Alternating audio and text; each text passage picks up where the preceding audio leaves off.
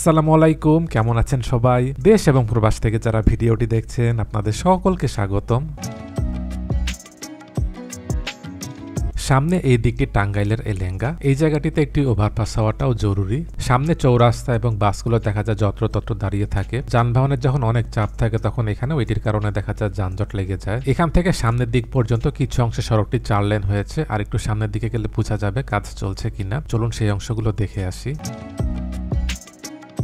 এখানে সড়কের ডান পাশটি কালীহাতি হয়ে ময়মনসিংহ জামালপুরের দিকেও চলে গেছে। এই জায়গাটিতে একটি আন্ডারপাস হওয়াটাও জরুরি, নাহলে ভবিষ্যতে দেখা যাবে এই জায়গাটিতেও যানবাহন চলাচলে বাধাগ্রস্ত হবে। এটি একটি গুরুত্বপূর্ণ সড়ক। উত্তরবঙ্গের যত যানবাহন রয়েছে এই দিক দিয়ে ঢাকাতে প্রবেশ করে। সড়কটির বেশিরভাগ অংশ এখনো 2 লেনে রয়েছে, যার কারণে দেখা যায় যানবাহনের যখন অনেক চাপ থাকে তখন সড়কটিতে যানজট লেগে যায়। এখানে একদম বাম পাশের যে সড়ক এটি মূলত সার্ভিস লেন। বর্তমানে এখান দিয়ে যানবাহন চলাচল করছে। মূল মহাসড়কের জন্য আরো যে 2টি লেন হবে সেটি হবে মাঝখানের এই অংশে। আজকের ভিডিওটিতে স্পন্সর করেছে অনলাইন বাংলা স্কুল। পৃথিবীর বিভিন্ন দেশ থেকে প্রবাসী শিশুরা এখান থেকে বাংলা ভাষা শিখতে পারে। বিস্তারিত জানতে ভিজিট করুন onlinebanglaschool.com। তাদের ওয়েবসাইটের লিঙ্কটি নিচে ডেসক্রিপশনে দিয়ে দিচ্ছি, সেখান থেকে পেয়ে যাবেন।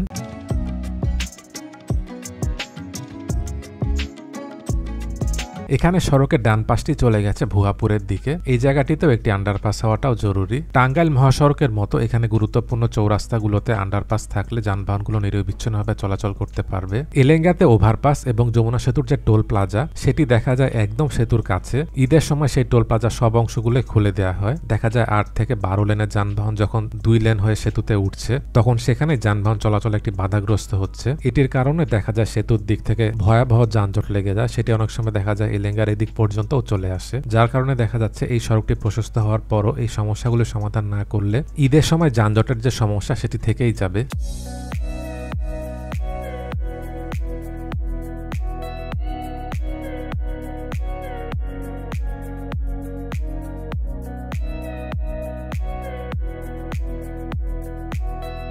সামনে এই পর্যন্ত এখানে যানবাহনগুলো 4 লেন করে চলাচল করছে। এরপর থেকে সড়কটি 2 লেনের। এর আগের বার যখন এখানে এসেছিলাম তখন বাম পাশের এই সার্ভিস লেন অংশে কাজ চলছিল। এবার দেখতে পাচ্ছি সার্ভিস লেন অংশে ঢালাইয়ের কাজগুলো হয়ে গেছে। এই জায়গাটিতে একটি বাস স্টপেজ হওয়ার কথা রয়েছে।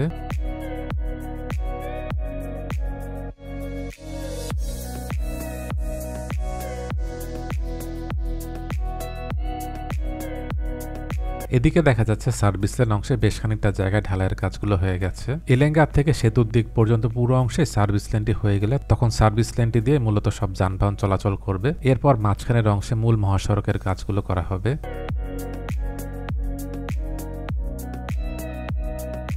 এখানে একটি কালভার্ট, এটির কাজ দেখা যাচ্ছে বাকি আছে। সামনের দিকে দেখা যাচ্ছে বালুগুলোকে লেবেল করার কাজ চলছে। এখানে বাম পাশে কিছু অংশে দেখা যাচ্ছে সার্ভিস লেনের অংশে ঢালাইয়ের কাজগুলো হয়ে গেছে। এর আগের বার যখন এদিক দিয়ে গিয়েছিলাম তখন এটি ছিল না। ডান পাশের যে 2 লেনের সড়ক সেটি 2 লেন হওয়ার কারণে এবং বাসগুলো অনেক সময় দেখা যায় বেপরোয়া চলার কারণেও সড়কটিতে দুর্ঘটনা ঘটে। এখানে সড়কের 4 লেনের কাজটি তাড়াতাড়ি হয়ে যাওয়াটাও জরুরি। বাম পাশে সার্ভিস লেন অংশে দেখা যাচ্ছে কাজ চলছে। প্রথম ধাপে ঢালাইয়ের কাজ হয়ে গেছে, এখন দ্বিতীয় ধাপে ঢালাইয়ের কাজগুলো করা হবে।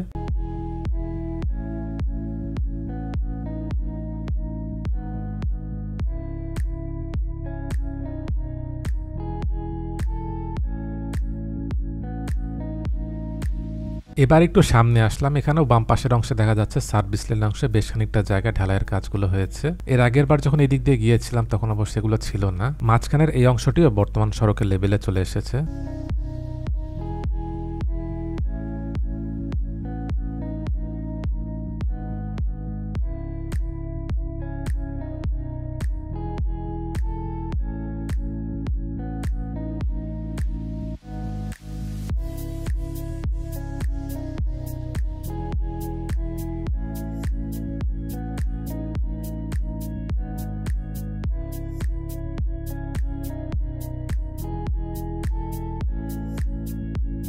এলেঙ্গা থেকে সেতুর দিক পর্যন্ত এই সড়কটির দৈর্ঘ্য প্রায় 13 কিলোমিটার। এখানে সড়কের কাজটি হয়ে গেলে টাঙ্গাইল থেকে সিরাজগঞ্জ যেতে সময় অনেক কমে আসবে। সিরাজগঞ্জের সয়দাবাদ থেকে হাটিকুমরুল মোড় পর্যন্ত সেখানে 4 লেন এবং তার দুপাশে সার্ভিস লেনের কাজগুলো হয়ে গেছে। এখানে দেখা যাচ্ছে কাজ চলছে, সামনে কালভার্টও হয়ে গেছে।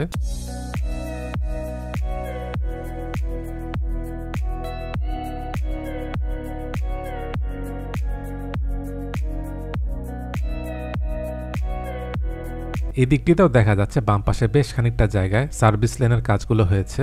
যেসব অংশে সার্ভিস লেনের কাজগুলো হয়েছে সেই অংশগুলো যদি যানবাহন চলাচলের জন্য খুলে দেওয়া হয়, যেমনটি টাঙ্গাইল মহাসড়ক, রংপুর মহাসড়কের কাজের সময় করা হয়েছিল, তাহলে এই অংশে সড়কটি অনেকটা নিরাপদ হবে।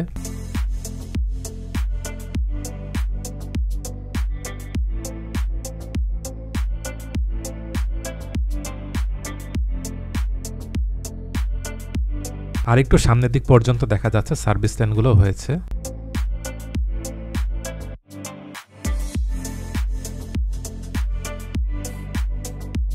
এবার একটু সামনে চলে আসলাম। এখানে সড়কের বাম পাশের যে অংশ, এই জায়গাটিতে দেখা যাচ্ছে এখন অনেক বালু ফেলতে হবে। এই সড়কটিতেও আগের থেকে যানবাহনের চাপ অনেক বেড়েছে, সেই সাথে পণ্যবাহী যেসব যানবাহন রয়েছে সেগুলোর চাপও বেড়েছে। উত্তরবঙ্গ থেকে পণ্যবাহী যানবাহন ঢাকা, কুমিল্লা, চট্টগ্রাম বন্দরের দিকে যাওয়ার জন্য এই সড়কটি ব্যবহার করতে হয়। গাজীপুরের ভোগড়া থেকে চট্টগ্রাম মহাসড়কের দিকে যাওয়ার জন্য সেখানেও এক্সপ্রেসওয়ে হচ্ছে।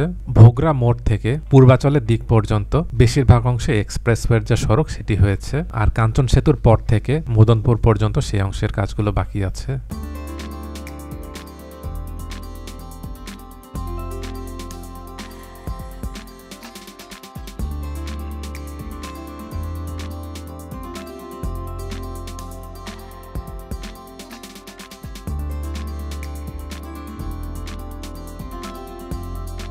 বাম পাশের অংশে দেখা যাচ্ছে বালু ফেলে রাখা রয়েছে, এরপর এখানে লেবেল করা হবে।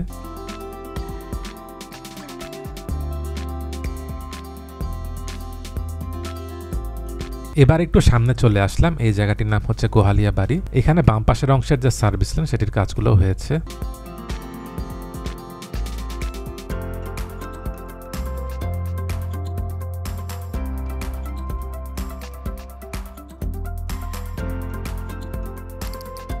বাম পাশের এটি সার্ভিস লেন আর মাঝের এটি হবে মূল মহাসড়কের আরো দুটো লেন। এই অংশটিও দেখা যাচ্ছে আরসিসি ঢালাই করা হয়েছে। এখানে দ্বিতীয় ধাপে ঢালাইয়ের কাজগুলো বাকি আছে।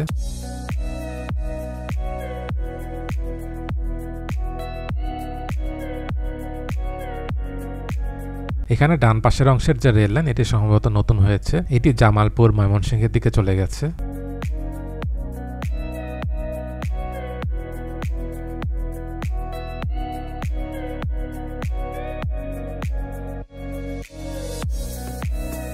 এবার একটু সামনে চলে আসলাম। আর একটু সামনে গোল চত্বর। এদিকের অংশে বাম পাশের সার্ভিস লেনটি হয়েছে। মাঝখানে মূল মহাসড়কের আরো দুটো লেন সেটির কাজ দেখা যাচ্ছে বাকি আছে।